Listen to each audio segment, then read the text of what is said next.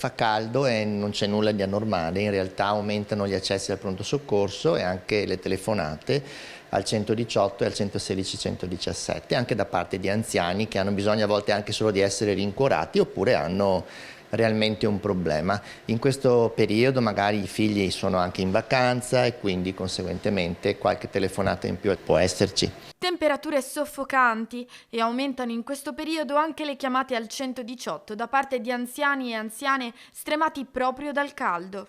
In realtà però non abbiamo riscontro di casi gravi, a parte nell'ultimo mese abbiamo avuto un caso di un infarto in un anziano che lavorava nell'orto sotto il sole e una cinquantina di casi di disidratazione comunque gestiti. L'anziano fa bene a rivolgersi al 118 nel momento in cui si sente particolarmente fiacco o si sente addirittura di svenire.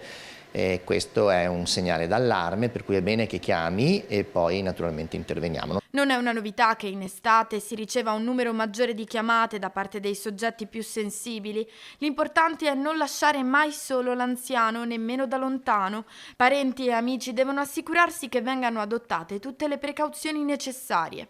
Fondamentale, direi, tenere controllata la pressione, bere, idratarsi, prendere sali o frutta per riequilibrare i sali e poi la gestione della casa, nel senso che bisogna sostanzialmente stare molto attenti alle schermature, tenere la casa aperta al mattino, schermare dal sole e lasciare che la casa sia anche naturalmente ventilata se possibile, perché il passaggio caldo-freddo può poi determinare problemi anche di polmoniti, che ne abbiamo viste diverse in questo periodo.